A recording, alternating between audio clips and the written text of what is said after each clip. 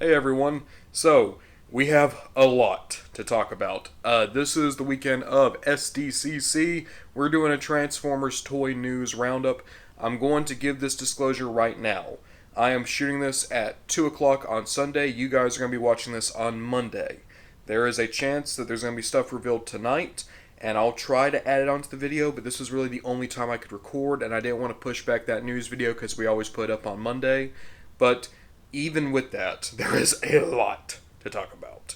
Let's get through a couple of sightings and then third-party reveals because there was a lot to talk about from the Hasbro booths and a lot of the Hasbro partner booths when it comes to SDCC. So, a couple sightings. People are starting to find Leader Class Studio Series 86 Springer. He looks great.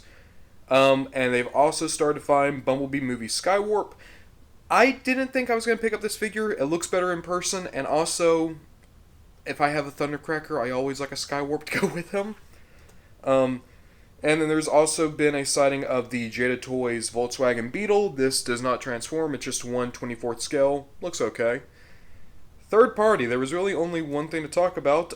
New Age has another version of their Slug coming out. This one is Shattered Glass Colors. Looks good. Doop. Now official reveals. Yeah. Let's start with this. So, in Hong Kong, they're doing the Studio Series version of Deluxe Optimus Prime for Transformers 1, but with battle damage paint. He looks really nice here. I'd love to maybe try to track this down one day. And for anyone who pre-ordered Omega Prime from HasLab, we finally saw more pictures of the prototype. It's come together well. And then as kind of a teaser, they showed a little Titan Master of Cerebros, but he's in the colors that Cerebros would have for Brave Maximus. So some people see this as maybe America's going to be getting a release of Brave Maximus, since that was only a Takara Tomy Mall release a few years back. Some people think that we're getting a completely new mold for Fortress Maximus. I don't necessarily see that happening, since how they just re-released the old mold. I think it's possible that they're just doing a more anime-accurate head, and it's going to be a thing that comes along with Omega Prime. Here's a thing I didn't see coming, just because I don't know much about my Japanese later-day G1 stuff. They took all of those core class Dinobots. They're going to do a gift set, and it's going to be Dino King. Looks really nice, actually. I know that when I saw those molds, I was thinking that we were going to get Monstructor eventually. Still no Monstructor, but this is still a really cool looking figure. I might pick this up if I ever come across it. Finally, they are doing that United, or not, that was Evolution. Yeah, it was Legacy Evolution Armada Starscream in the Thundercracker colors. It looks beautiful. Can't wait to pick this up. It's going to be spectacular. I already know it. Love this figure. And that can get us into a couple of Studio Series reveals, because we are going to be getting Studio Series Rise of the Beast Optimus as Nemesis Prime. That's great. I never got this mold, so I can pick it up, and that will be Nemesis, and I'll just keep the mainline Optimus as my Rise of the Beast Optimus. I'd be happy with that. This is just kind of a listing. This was not an SDCC thing, but people are starting to find listings for a Commander Class 2-pack that's going to be Hook and Long Haul. So we know that the Constructicons are going to be in Studio Series. We know that they're all going to be packaged separately. This might be the way that they're getting the two biggest parts of Devastator out there, is they're just going to split the Commander price tag. We're also getting Bumblebee Movie Frenzy. I almost called him Rumble. We have Rumble. This is just a straight repaint. He looks alright. The figure's not the best, but it's fun. Helps expand your shelf. This was one I was not seeing coming. In Studio Series, we're going to get a re-release of that Reactivate Bumblebee. That means that we might be getting Starscream, Optimus, and Soundwave single patch releases too. From what anyone can tell, they've just changed the deco slightly. They didn't even necessarily take off paint. They just kind of put paint in different places. So if you have your original Bumblebee, this probably isn't going to be like a massive update, but it's going to be a good way for people who might have missed that 2-pack or didn't want both figures to be able to pick him up. I know I would really like to pick up the Starscream. I wasn't too interested in this Bumblebee, even though I do think he looks really good. They are doing a 15th anniversary multi-pack for Revenge of the Fallen, where you're going to get Studio Series Optimus, Studio Series Jetfire, and the RC Twins. I wouldn't mind picking this up. These are all figures I sold and really miss, so I think it's going to be really, really cool. Oi! They're doing Studio Series Gamer Edition Ratchet. The Gamer Edition line has been cursed. Optimus, wonderful. Loved him. Megatron, terrible. Bumblebee, not great. Sideswipe, good. Starscream, alright. They've been slowly picking steam back up, but looking at Ratchet and seeing some of the in-hand images people have been getting, like, on the show floor, he looks so good, man. Unless, like, this transformation somehow becomes a nightmare, which I don't see how it could. I think this is going to be a really, really good Ratchet, and hopefully we're going to get a good Ironhide out of it, too. I hope that this really is where we start turning around those Gamer Edition figures, because the War for Cybertron designs are so good. And then, going back to Transformers 1, this is going to be Studio Series Deluxe Megatron from Transformers 1. He looks a bit weird in photos, even some of the, like, in-person photos, there's some weird angles to him.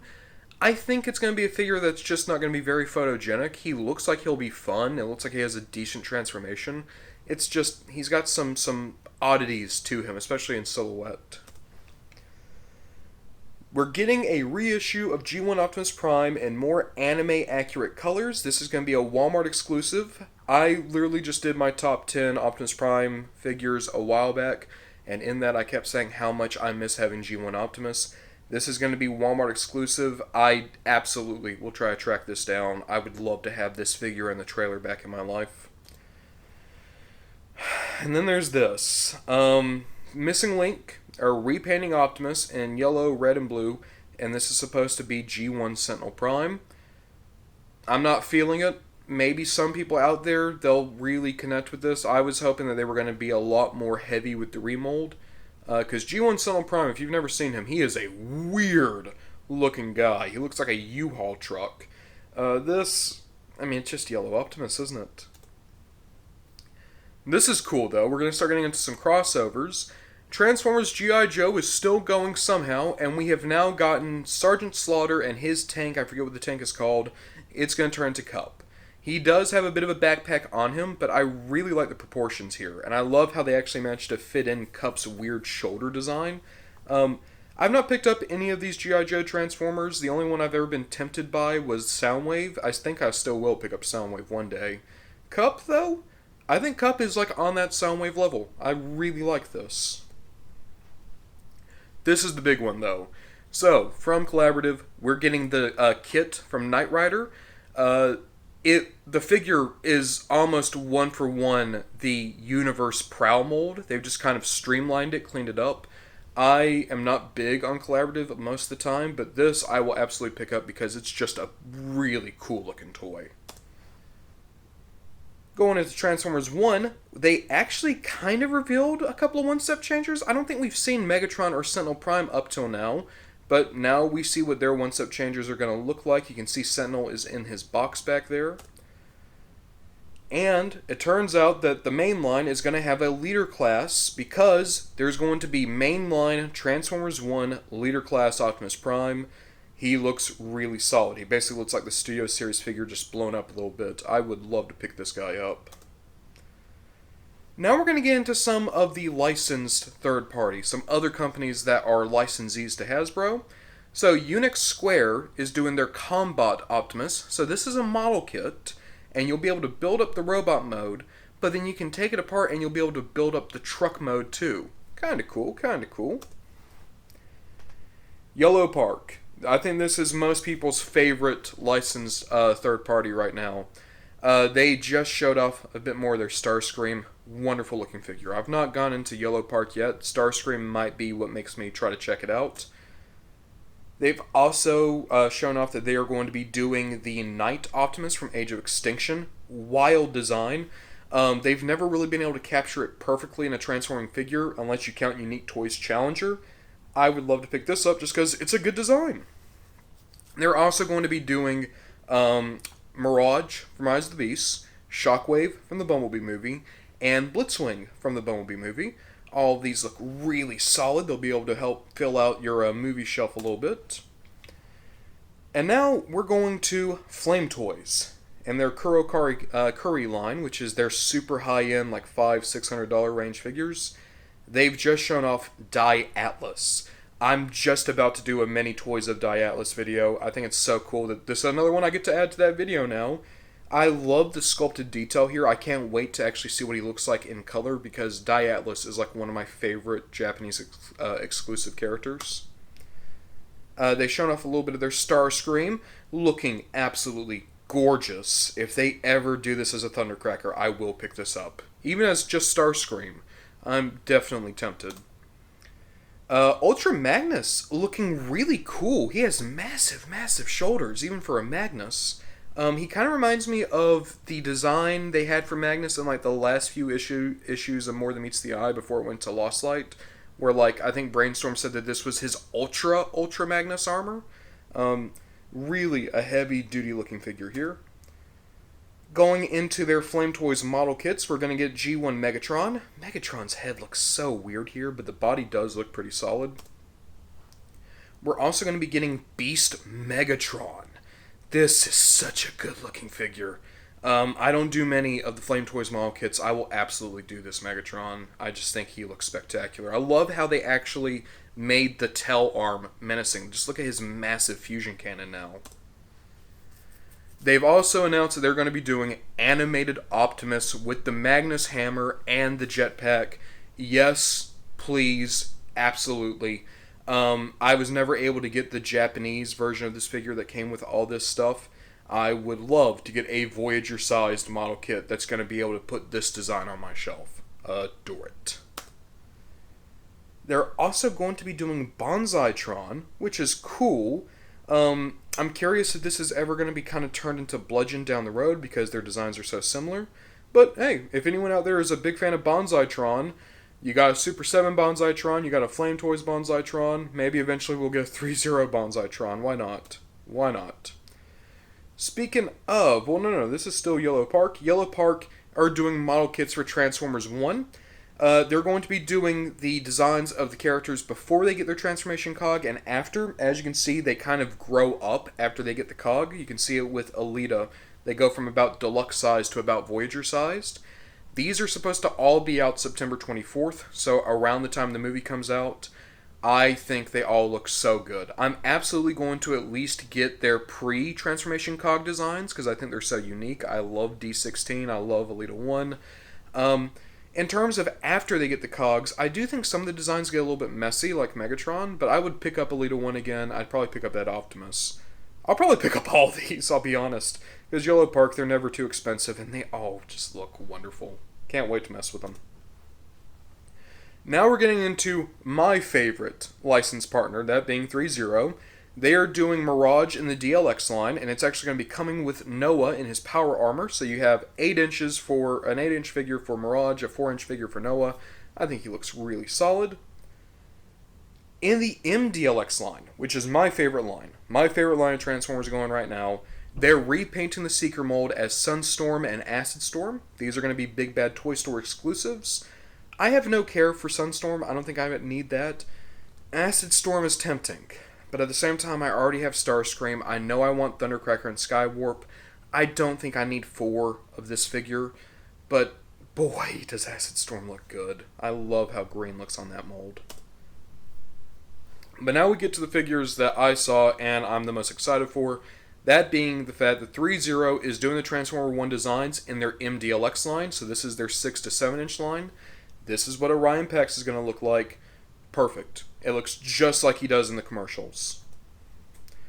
This is their prototype for D16. They haven't painted it yet, but again, I love this. It looks great. I'm so enamored. You can already see all the bits of articulation, all the joints in there.